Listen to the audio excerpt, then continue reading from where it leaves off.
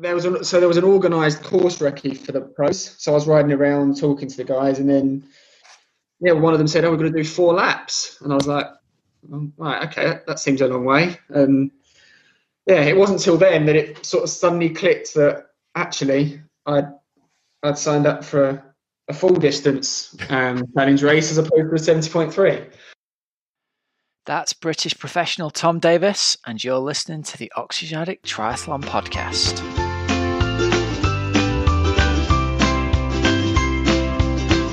Hello and welcome to the Oxygenaddict Triathlon Podcast. We're brought to you every week by our sponsors PrecisionHydration.com. Electrolytes in different strengths that match how you sweat. You can get 15% off your first order with the code Oxygenaddict15. We're also brought to you by GroupEvolution.com. Luxury training camps coached by Dave Scott at an exclusive 19th century chateau in France. You can use the code Oxygenaddict15 for 15% off. All right, everybody, how you doing? Welcome to the week. Welcome to the show. Welcome to the Black Friday week. So there's all kinds of exciting news and things for sale for cheap on the internet at the moment. What there isn't very much of at the moment is news about triathlon because there ain't been no races. Unfortunately, as a lot of you will have seen, 70.3 Texas was cancelled last minute, a couple of days before the race was due to go ahead. There was a race out at Ironman Cozumel, which was great to see, actually. It was an age group only race. And actually our old pal Talbot Cox race. So hats off to you, Talbot, if you're listening still. I think he was just a shade outside 13 hours. God bless him, he'd got dressed up as Lionel Sanders. I don't know if you saw this on Instagram. He borrowed a bike and borrowed race kit for Lionel Sanders and even grew himself a little Lionel mustache. So well done, Talbot, for finishing yourself an Ironman. That's a very impressive performance, buddy. I really like that. So something I wanted to give you is a couple of really great deals for the Black Friday week coming up. These deals are not going to go live until Black Friday themselves. So first up, our friends Precision Hydration have got this offer for you. We've got a code to get 20% off your electrolytes that match how you sweat. Use the code OxygenBF, all one word, from Friday this coming week, the 27th, I believe it is, isn't it? Is that right? No. Yes. Friday the 27th of November, that's right, through till midnight on Cyber Monday. So use the code OxygenBF, OXYGENBF, all caps, for 20% off your electrolytes. And also, you'll get a free microfibre towel worth $14.99 if you spend over £100. So cracking time to stock up for yourselves over winter. You need this stuff for if you're getting yourself on the turbo, if you're getting yourself on the treadmill, if you're getting hot and sweaty in general, training indoors over winter. This stuff is the absolute key because remember, it's your electrolytes that are the key to keeping you hydrated as much as, arguably even more than, the fluid that you drink. It's the electrolytes that determine the balance that stays in your body. So if you're like me and you're an extremely salty sweater, you're losing all of that salt with relatively small amounts of fluid that go out. So you have to replace tons of it. I take their 1,500 sachets because I think I lose something like 1,600 milligrams per litre of sweat. So if I just had a standard sports drink, I'd be goonered. And I've told you loads of times I get hideous cramps from training on the turbo if I try and train even without using pH. So if that sounds like you, if it sounds like you're struggling with cramps during those hot indoor workouts, I highly recommend giving this a try. It's a relatively small amount of money for what is it's a session-ending problem, isn't it? Getting cramps in your calves that lock up or your quads that lock up. And it's been my experience and that of a lot of my athletes that simply taking pH in the right concentration can make all of that go away. So give them a check out over at precisionhydration.com. The other good bit of news that we've got going on here, and this is a biggie actually, all of you will know Dave Scott, 6-time Ironman Hawaii champion and one of the greatest triathletes to ever walk the earth. He's now obviously a triathlon coach. He's going to be doing 2 triathlon coaching camps in Europe next summer. First time ever coaching camps in Europe. They're going to be in France at the Groupe Evolution place, which is a beautiful 19th century French chateau. His camps are going to be taking place at the start of April. So let me have a look here. I thought I had the dates. Here we go. Yeah, from the 8th to the 14th of April and the 15th to the 21st of April. Now, they've got an amazing Black Friday offer on Dave Scott's camps out there. Over the Black Friday weekend, so again, from Friday to Cyber Monday, camps are going to be reduced from £2,500 for the week to $999. So over a 50% saving. There's going to be 4 places available at that price on each of the camps. The offer's going to close once all those 4 slots have gone, or the offer ends at Monday the 30th, whichever is earlier. But it's going to be my guess those slots are going to be snapped up at that price. As with all of their camps, everything's included, right? And they've got a fantastic COVID money back guarantee. So go over to their website and check it out. It's a beautiful French chateau, really quiet roads to cycle on. They've got a running track nearby. They've got their own open water venue nearby. They've got their own 25-meter pool on site. You get coached by Dave Scott. You get amazing food. You get to stay in a 19th century French chateau. What else could you want, basically?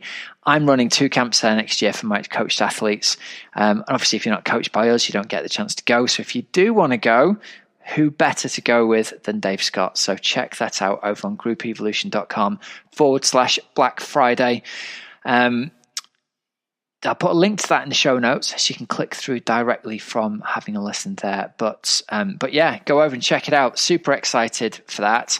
I've been talking with Dave on email. He's really stoked to be coming over and doing camps in Europe for the first time. And it's your only chance to train with him outside of the camps that he does in Hawaii, which are, they are extremely expensive to go and stay in the 4 seasons out in Hawaii and do the camp with Dave there. So perfect opportunity for you to get that in. And even more excitingly, Dave is going to come back on the show. I've got a special lined up for him that's going to be going out either just before Christmas or just after, where we're going to be talking strength and conditioning, we're going to be talking swimming, we're going to be talking stretching and flexibility, really getting into how Dave coaches and the special techniques he's used with athletes like Chrissy Wellington and Crowe.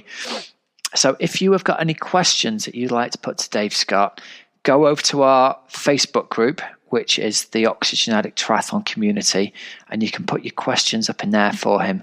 There's a couple of weeks yet before we're going to actually do the interview, so loads of time to think about questions you'd like to ask him. So they can either be training related, or I'm also happy to ask him stuff about his career on your behalf as well. So there's your opportunity. Should be really, really cool.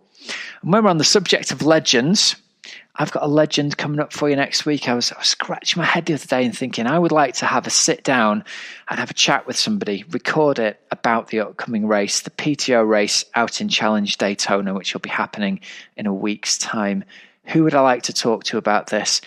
And the name that jumps out at me, the person who's probably, I think, the biggest fan of the sport, the most knowledgeable fan of the sport, as well as being himself 2-time cone champion, ITU world champion, billions of races won, is our old mate Chris McCormack. So I got off Zoom with him a couple of mornings ago. We had a beautiful phone call at dawn. Sun was rising here, sun was setting for him in Sydney.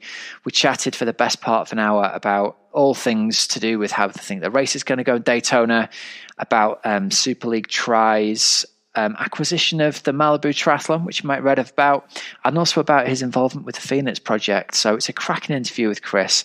He's got some great insight because obviously he's got the inside scoop on a lot of these pro athletes.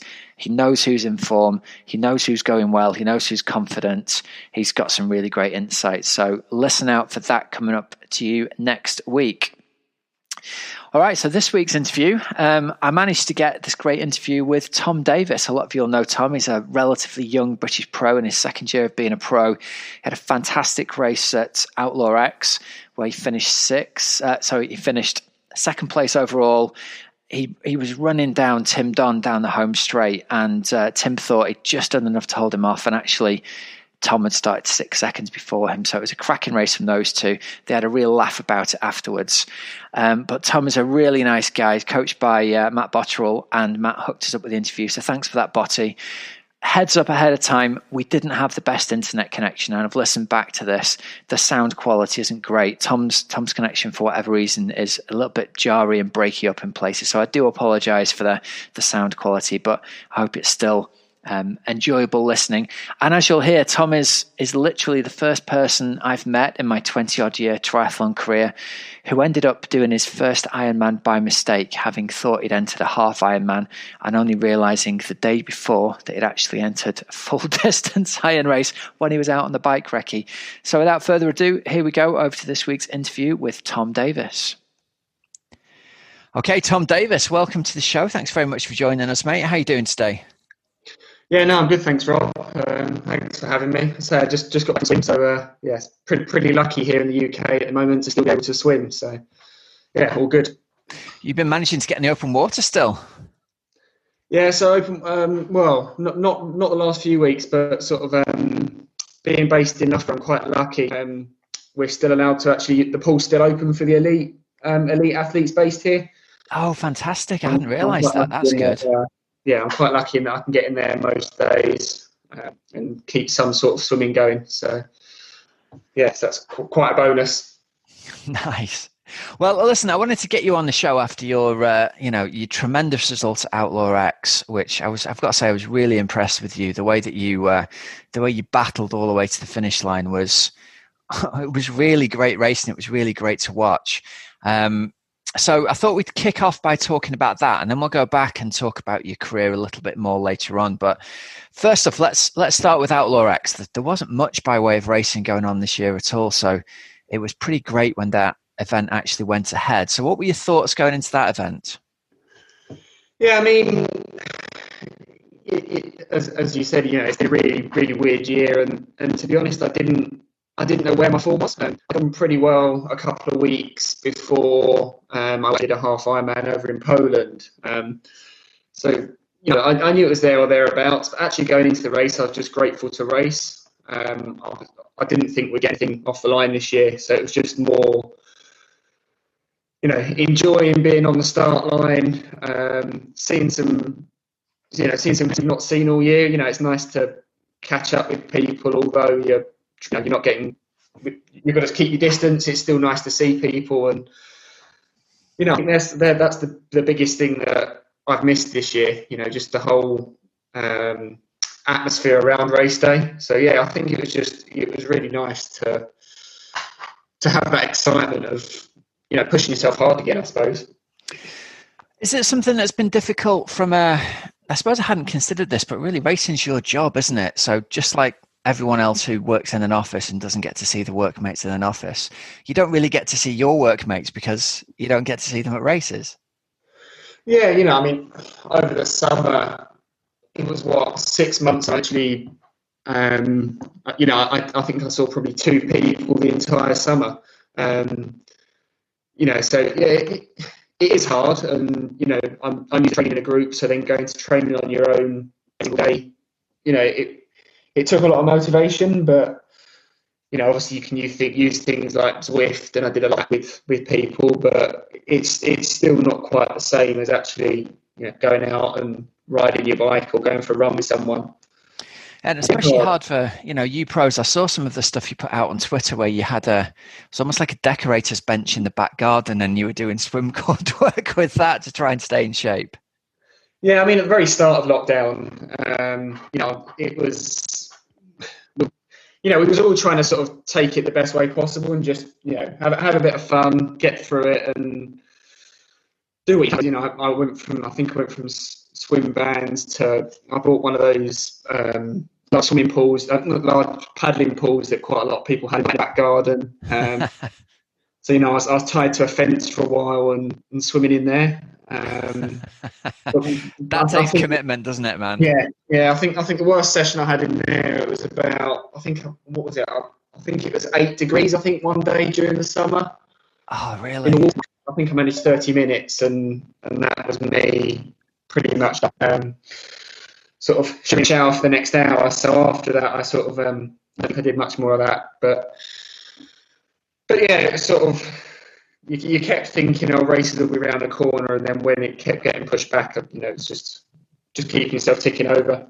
Yeah. So you mentioned that you train with the elites. You're based down at Loughborough with the elite squad there, and obviously you've got a background with training with them 3 days at university. how much of a benefit is that to you, do you think, to have that setup and support around you and people of that quality to train with? Yeah, I mean, so obviously I came here. I think I just sort of got into triathlon while I was here. So the squad that I've been training with, basically how I've learned 90% of, how I train. It's by that group and the coaches and the athletes. So I don't think that can be underestimated. But alongside that, you've also got, as you say, people to push you through the session. No matter what you're doing, there's going to be someone who has a session that fits with what you're doing, and you can work together. Especially, your hard track sessions, or those hard VO2 sessions on the bike. It really helps you to have someone sharing the pain, I suppose. And yeah, just sort of, in those days that you don't want to get out of bed, you've got to be at the pool at 5:30 in the morning. Knowing that there's going to be other people there, and you've got that, the expectation to be there. That certainly gets you through a lot of it. So what was your entry into triathlon then? You mentioned you were a relatively late starter, and that you, correct me if I'm wrong, I don't think you even got into triathlon until you got to university, did you? No, so I was playing water polo at quite. I was playing sort of GB juniors up until the end of my first year of uni, and then all the funding from that got pulled. So the lottery funding got pulled after the Olympics. So I decided I needed to look for a new challenge because that wasn't going to go anywhere. And yeah, so the summer after first year at uni, I just thought, well, let's go and do a triathlon. I'd always run. Obviously I'd done a bit of swimming with water polo, but I'd never really ridden a bike. And I think that first race, my mum was about me going out on the road on a bike. Because I'm not the world's most I wasn't the world's most confident cyclist back then. Something that came naturally to me. So I decided to go and do that, and actually, I genuinely really enjoyed it. So yeah, really, that was it. I went from there, learned to ride a bike a bit more, and went through the ITU stuff while I was at uni. Did a lot of that. You've just been by the bug, were you, basically? And that became you see, when I was at university, I spent most of my time chasing girls around and being in the pub. And it sounds like this became your passion and your hobby. And it's what you threw yourself into through university and emerged at the end of it, a very handy triathlete. Yeah. The typical university style myself wasn't me. And it didn't, that's, so, I was involved in water polo, and that was sort of, I gave that my pure focus. And then when I decided that it was time to move on, it was trying to find something else, because, as I say, that typical university lifestyle, just didn't appeal, I suppose. But it sounds like you're quite a disciplined and driven person. Like the way you talk about your water polo, and then the fact that triathlon took its place. Is that something that you've always felt? Have you always felt you've been driven to sort of achieve something? Yeah, if I'm in something, I'm 100% committed. I don't do something. I don't want to do something just for fun. As bad as it sounds, like, to me, it's nothing. Like, and I think obviously it helps now. And you've got to enjoy what you do. I wouldn't be able to do it if I didn't. But yeah, I'm certainly someone that can't do something without giving it 100%. That's for sure. Yeah, well, that's reflected in the fact that you very quickly hit the top ranks. And I think in 2019 was when you went pro. You won Windsor, you won the Azores 70.3. How was that sort of getting to be a pro relatively so quickly? Well, yeah, I suppose I suppose I've never really considered it that way because I've been surrounded by such high level athletes all the time. It was almost an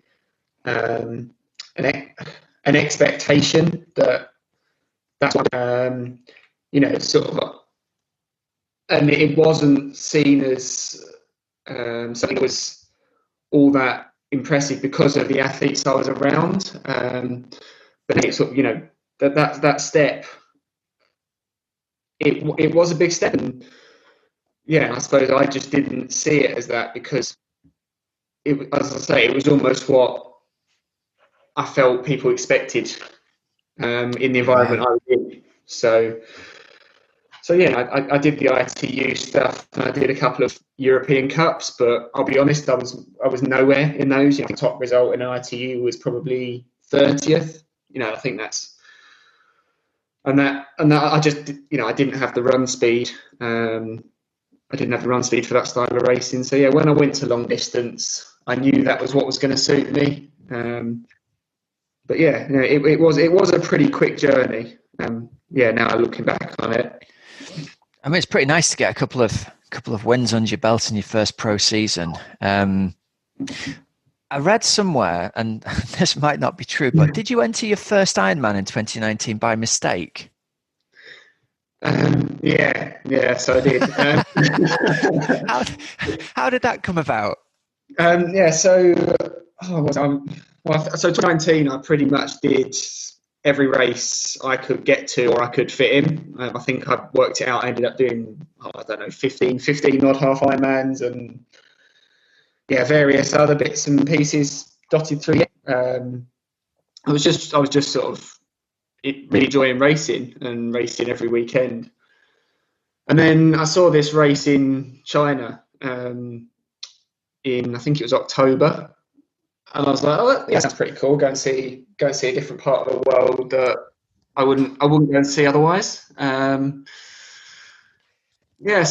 I headed out there, dad in tow, and then we got. Excuse me, sorry, I'm sneezing all over the audio here, mate. Sorry, go on. You were saying you saw this race out in China, and you thought, "Go and see a new part of the world." Yeah. So then, so I got out there, and there was an organised course recce for the pros. So I was riding around talking to the guys, and then one of them said, "Oh, we're going to do 4 laps," and I was like, "Right, okay, that seems a long way." And it wasn't until then that it sort of suddenly clicked that actually I'd signed up for a full distance challenge race as opposed to a 70.3. So hang on, so you were literally on the course recce before you realised it was full distance? Pretty much. Like I'd had a couple. There was a couple of things in the lead up in the week before. What's that all about? And there was a bit of prize money than normal, and I just thought, it's what it is.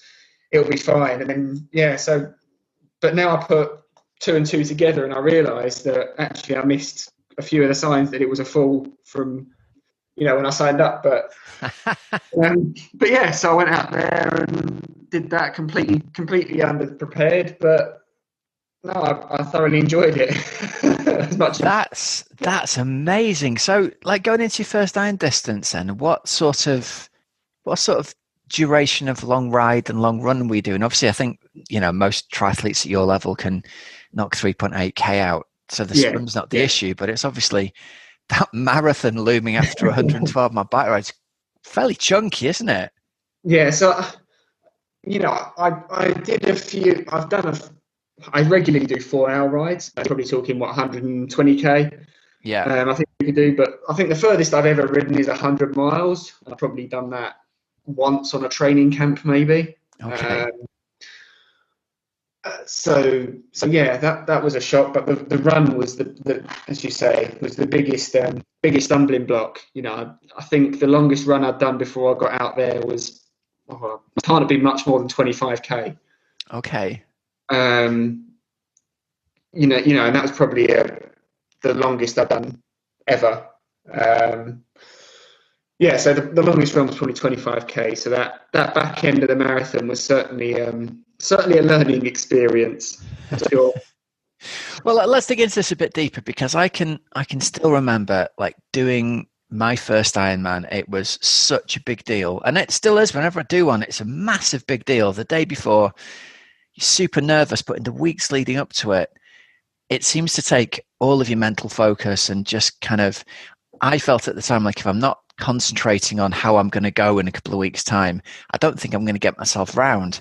But it sounds like you only really had, a couple of days to prepare for the fact you were going to do your first Ironman mentally. So what was going through your mind in those last couple of days before the race?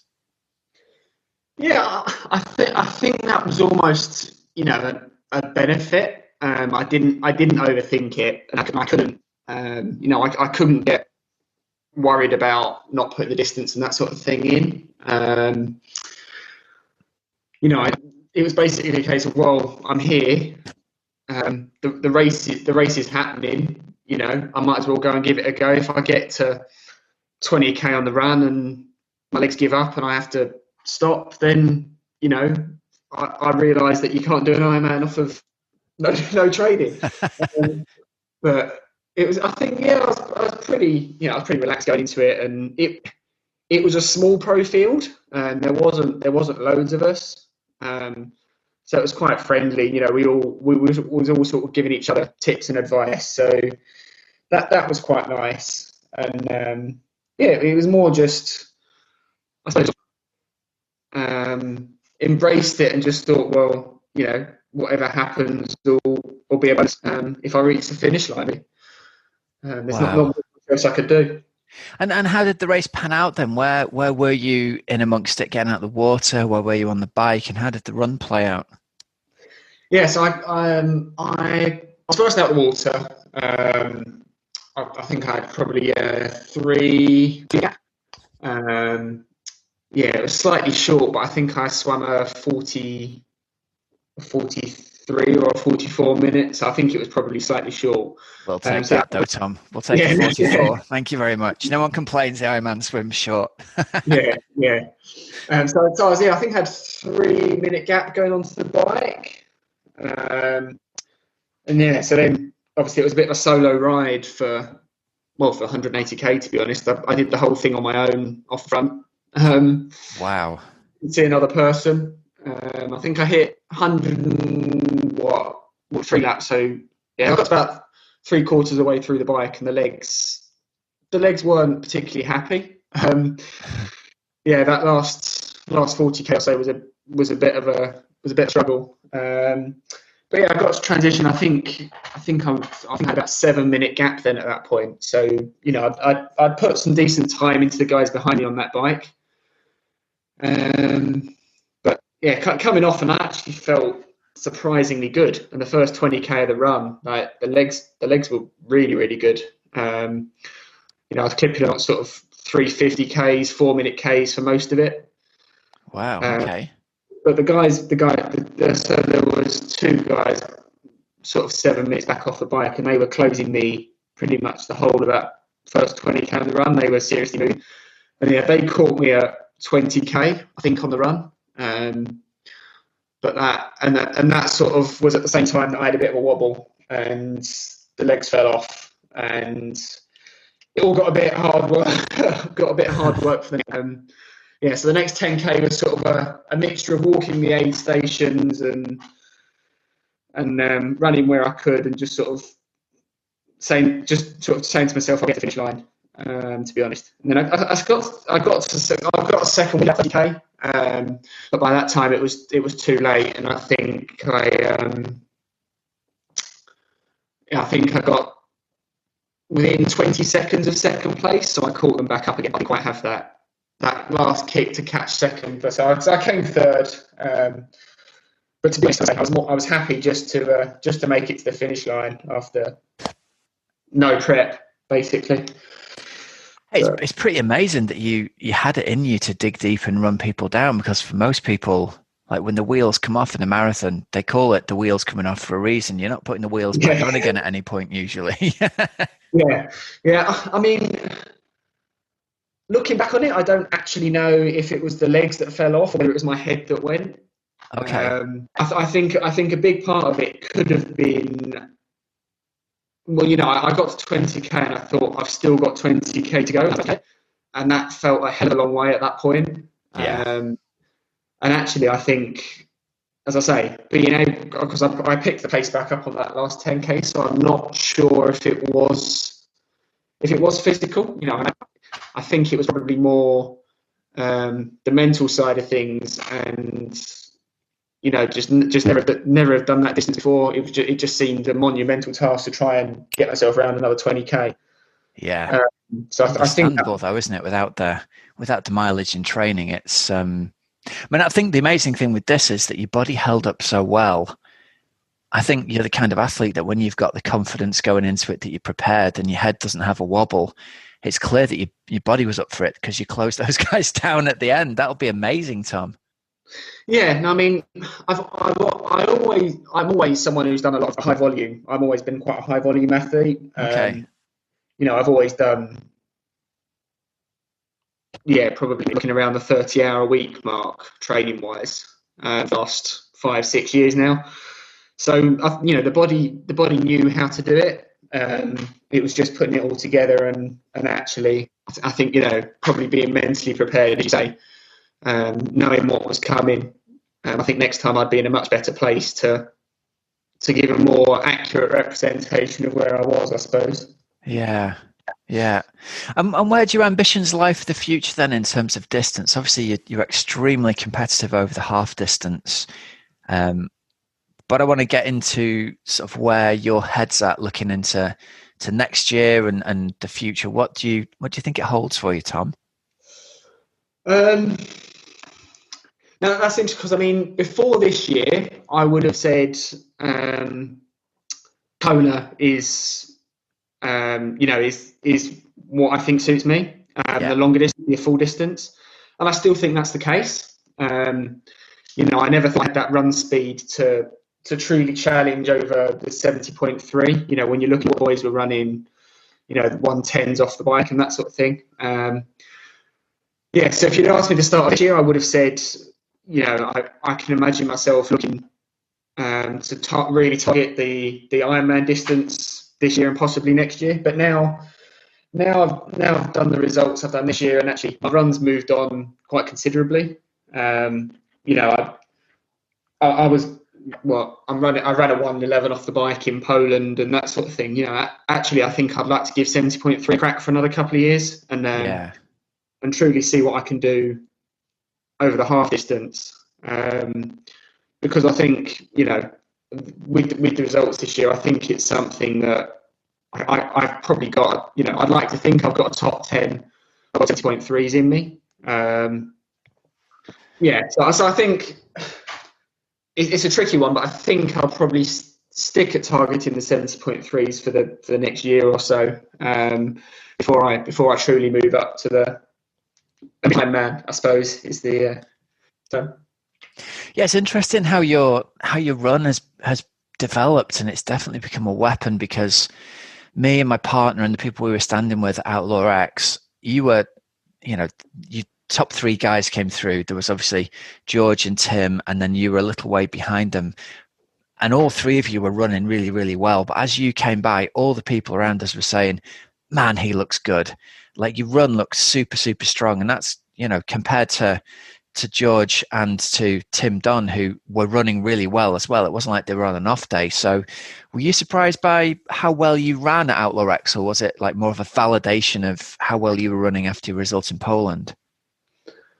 Yeah, I hoped I was going to run well. To be honest, Poland's a bigger surprise than Outlaw X. I think doing it in Poland, I was then confident for Outlaw X. Going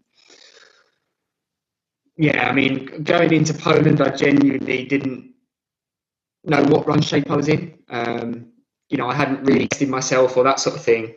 So to be able to run, I think whether it was a low 1:11, that really gave me confidence. And then going into Outlaw X, I was confident in that run, in that I could at least hold on to my position. Because previous years, that's something that I've been really struggling with. I sort of come off the bike and I go backwards. I was always behind me. Yeah. Whereas this year, it's been a big shift in actually I'm looking at the athletes up the road and whether I can catch them, as opposed to worrying who's coming from behind. So that's quite good, to be honest. And did you, it might not have played into your psyche at all, but did it play into your psyche, the fact that you beat Patrick Lange? I mean, obviously, he's one of the biggest names around at the Ironman distance the last couple of years, with having won Kona twice. Yeah.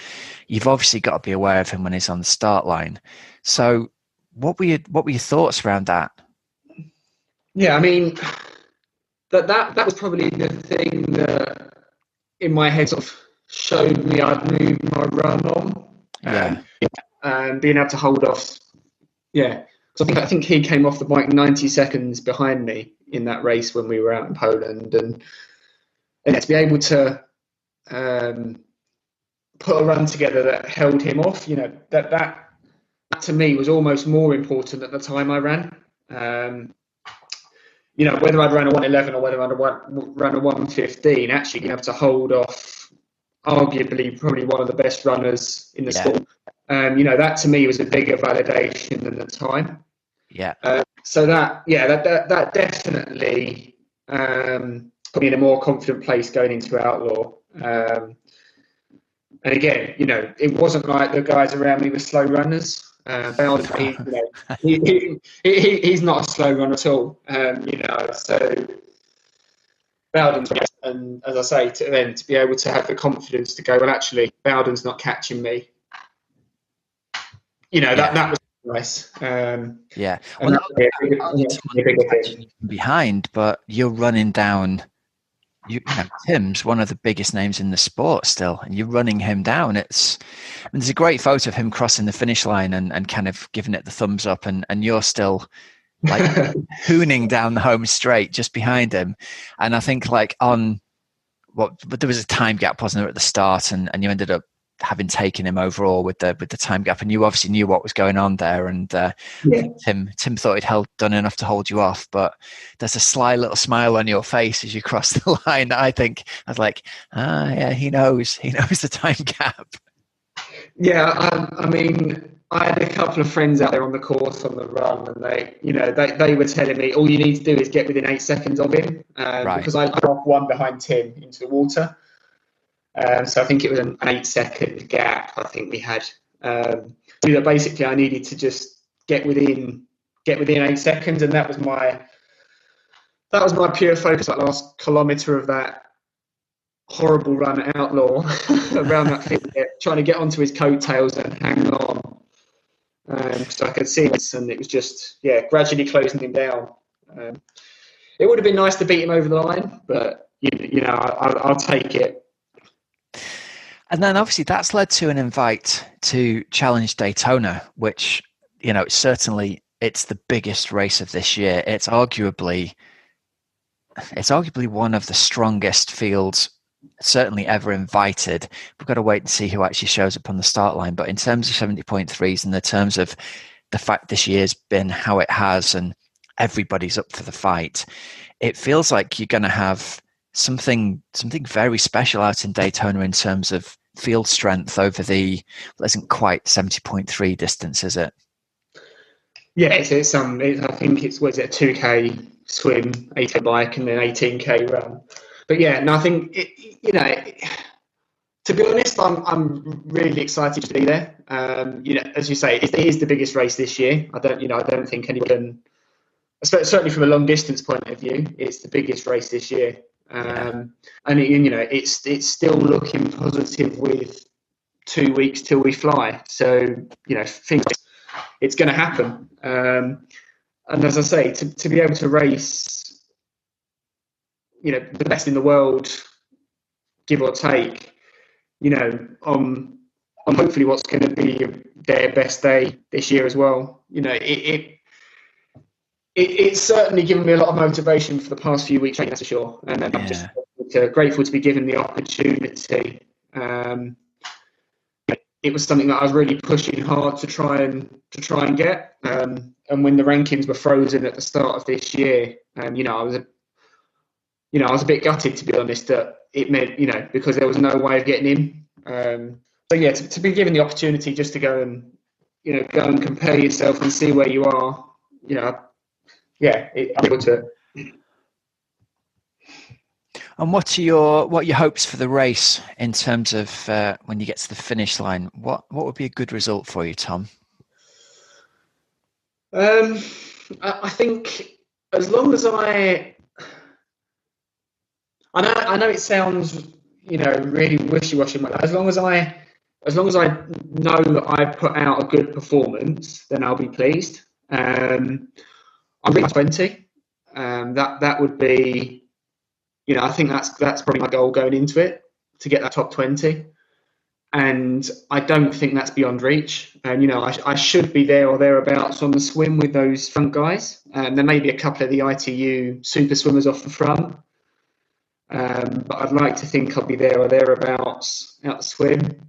And then, just sort of play a bit tactically on the bike and, try and release the run that I've got on the show that I've got at Outlaw.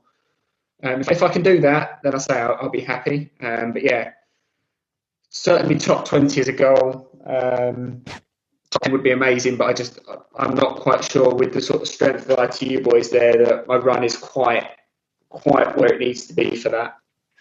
Well, they might be saying the same about the strength of their bike leg against guys like you, mate. You've got to remember that they've got to put it out over 80k rather than 40 before the run speed happens, and that's going to sting their legs, isn't it? Yeah, I think that's the great thing about it.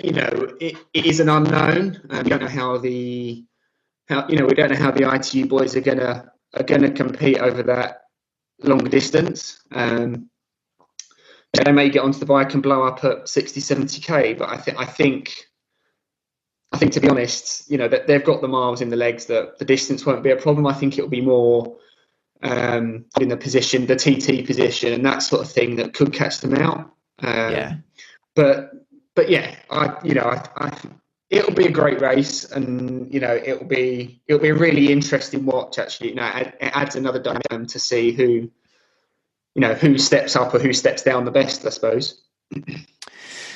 So how about this then? I was talking with Matt Botterill. We sent some text back and forward, and obviously he was fundamental in helping set the interview out. So thanks for that, Matt. But he texted me. I texted him and said, this is after Outlaw X. I texted him and said, young Tom's a talent, isn't he? And he replied, man, he's the future. So how do you feel about that then? You've got a bike coach of the standard of Matt Botterill, with obviously the athletes that he's coached over the years. Yeah. A lot of faith in you, man. Yeah, no, I mean, that means a lot to that. And, as I say, I've been working with him this year, and I think the work that we've been doing on that bike has helped me unlock that run a lot. Although it's the run that has moved on, I think it's the biking that means I'm coming off fresher. Yeah. So I think that's played a massive part in racing this year. And just to have that confidence from Matt, someone, as you say, who's coached, the best athletes in the world pretty much, to have him say that, it gives me good confidence and hope that, the next couple of years, this sort of upward path that I'm following will carry on, and the goals that I want to hit aren't just sort of that aren't sort of pie in the sky. They are achievable. I think Matt's certainly helping me with that and giving me the confidence. Awesome, man. And listen, just before we wrap this up, I want you to give a shout out to the sponsors and the people that have supported you, because I know it's not easy making a living as any kind of pro triathlete. Who are you working with, and who are the people who supported you over the last couple of years? Yes, I mean, the biggest people that have supported me this year, Gdynia. They've been really good. They've been really good to me over the last year or so, and they sort of they supported me in 2019 as well, before I really had the results to back it up. I'm really grateful to them. So those guys, and obviously I've been riding the felt bikes this year. I've just got a really great group of sponsors around me, and they've really stuck by me this year. Parkour Wheels, Zone 3 in my wetsuit, and then Hoka obviously on the run. They're the biggest ones, and yeah, it's great to have that support, because obviously I know that times are tough for not just us but for the companies as well. Yeah, that's cool. Hey man, well listen, we wish you all the best going forward into Daytona. I'm really excited to see how you go out there, because I think one of the benefits you've got is you're relatively under the radar, and it's great to see. Like, I like the young, scrappy, up and coming guys going out, and you and George going out, and you could really upset some apple carts out there, I think. So I really wish you all the best, and just go out and have a ton of fun, and who knows, man, bring the big fat check home, hey? Yeah, it'd be nice. It'd be good to go and take some scalps for sure. Good stuff. All right, man. Well, listen, thanks very much for your time, and I hope we can catch up with you again soon before you get onto the Kona podium, and definitely after. Yeah, great. All right. Thanks, Rob. All right. Hope you enjoyed that. Tom's a cracking lad. Really enjoyed talking with him, and I don't think he's anywhere near his potential yet. I think he's only just starting to understand how good he can be. I was chatting with Botty about this a bit, and he was saying, man, just keep an eye out on this kid. He is the future. He is going to go so well. And obviously he's already going so well, but I think he's a really top tip, one to watch for the future. So that's cracking. All right, over into Coach's Couch this week. I want to talk to you just a little bit about some things that we've been talking about in our Facebook group. And specifically to this time of year, it's around illness and health and injury. And I just want to give you guys sort of the benefit of what we've seen over the years.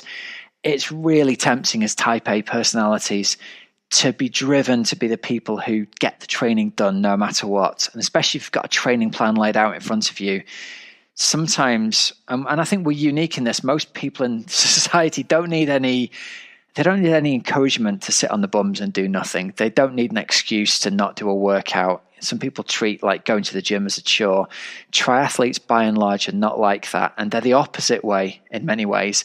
They will get the workout done no matter what. No matter even if it doesn't seem sensible, if they're a little bit ill, if they're quite ill, they'll try and convince themselves that they're well enough to do the workout, to get the workout done.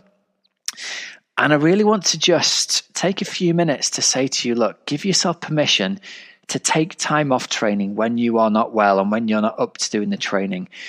It's the fastest way to get yourself fit in the long term is to take a break in the short term, because you can't get fit and get well at the same time. If you're under the weather, if you've got a cold, if you feel rotten, give yourself the permission to have the day off. You have to let go of that idea of getting all the training done and turning all the boxes in Training Peaks green. In this instance, if you're not well, it isn't the right thing to do to plow on regardless. And in a lot of cases, you'll make yourself worse, and it'll mean you'll have to have an even longer period of time off training.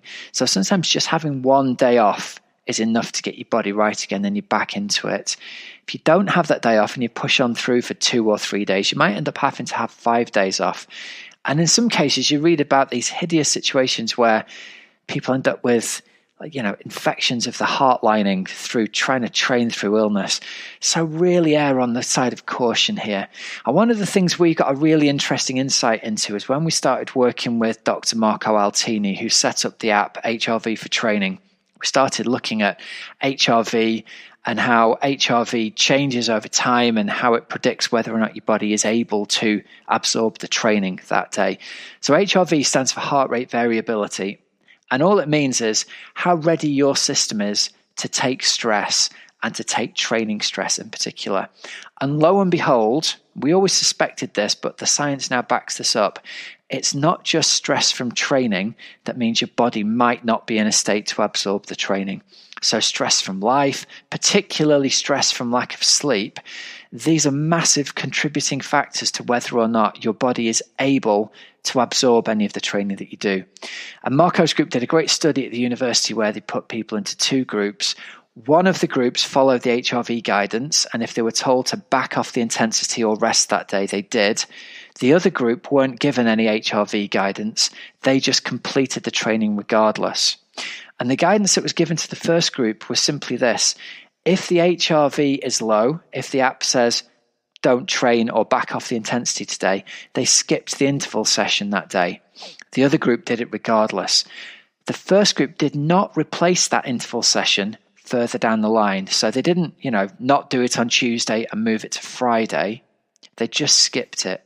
And when they looked at the results of this double-blind study, what they found was the athletes who'd simply skipped the workouts on the days they weren't ready to do it made more progress, had bigger increases in their FTP on the bike than the group who'd actually done more training.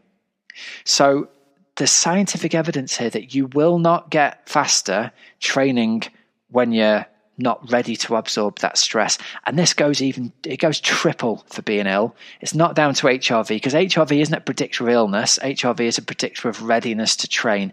If you are ill, do not train. Give yourself permission to have that time off, even if it's a day, 2 days, 4 days, whatever it is.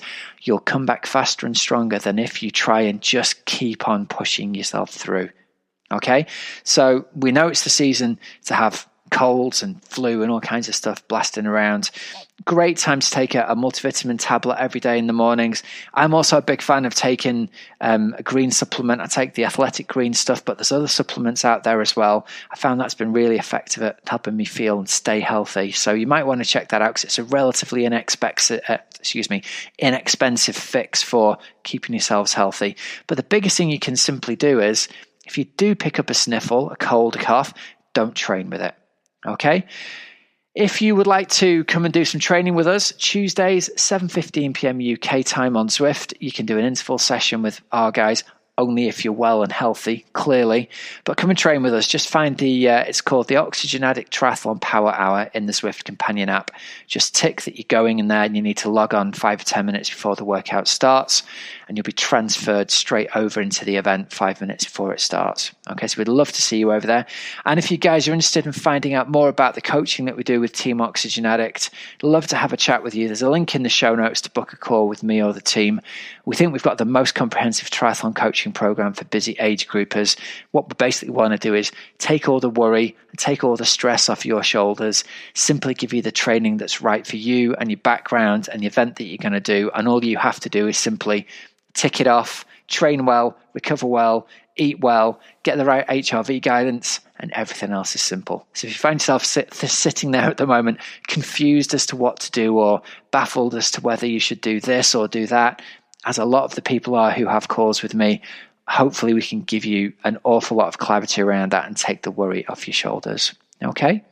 And that wraps up this week's show. So some discount codes for you. We'll go with the Black Friday codes for these ones today. So over at precisionhydration.com, you can use the code OxygenBF from Friday to Monday. That'll get you 20% off. You can also get 15% off the rest of the time using the code Oxygenaddict15. Over at groupevolution.com, you can use the code Oxygenaddict15 for 15% off the standard price camps there. And remember, there's 4 places on each of Dave Scott's masterclasses on the 8th and the 15th of April. You have to go to the page through the link, which is groupevolution.com/Black Friday. And remember, there's links to all of those in the show notes, so you don't have to remember them. Until next week, have a great, safe training and racing week. I'm Coach Rob Wilby, and you've been listening to the Oxygenaddict Triathlon Podcast. See ya.